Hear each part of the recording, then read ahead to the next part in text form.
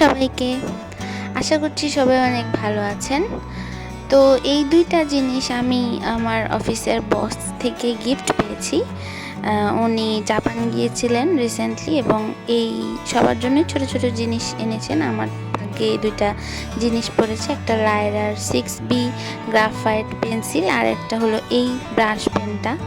এই ব্রাশ পেনটা খুবই ইন্টারেস্টিং, এটার সিস্টেমটা একটু অন্যরকম। এই যে ভেতরের ক্যাপটা খুলে তারপরে এটাকে সেট করতে হয়। আমি নেটে দেখে এটা সম্পর্কে জেনেছি। প্রথমে আমি ভেবেছিলাম এটা ব্ল্যাক কালারের ব্রাশ পেনটা, তবে পরে আমি নেট থেকে দেখে যেটা জানতে পারলাম এটা হচ্ছে যে বডি কালারটা থাকে অ্যাশ কালার, ওই অ্যাশ কালারটাই হবে এটার মেইন কালারটা।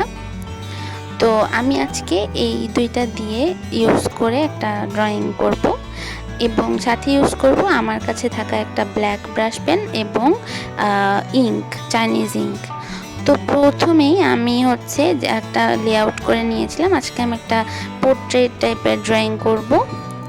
তো ওই জন্য আমি পেন্সিলের লেআউটের উপরে আমার যেই ব্রাশ পেনটা আছে, যেটা হচ্ছে যে হালকা অ্যাশ কালার, সেটা দিয়ে একটা প্রথমে আমি হচ্ছে যে কিছু রাফ জিনিস মানে শেড টাইপের এঁকে নিয়েছি। এরপরে আমি আমার কাছে থাকা যে ব্ল্যাক ব্রাশ পেনটা আছে ওইটা দিয়ে আমি ডিটেল কিছু ড্রয়িং করছি। এখানে চুলের ড্রয়িং করেছি, তারপরে একটা হালকা শেড মানে যেটা হচ্ছে ওর ড্রেসের ব্যাপারটা বোঝানোর জন্য। এখানে আমি অত ডিটেল কাজ করিনি। আমার কাছে ব্রাশ পেনে মাঝে মাঝে ডিটেল করতে ভালো লাগে, কিন্তু আমার মেনলি ব্রাশ পেন দিয়ে এই টাইপের কুইক ড্রয়িংগুলো করতেই বেশি মজা লাগে। তো এখানে আমি ব্যাকগ্রাউন্ডে একটা লিফ টাইপের ন্যাচারাল একটা ব্যাপার রেখেছি।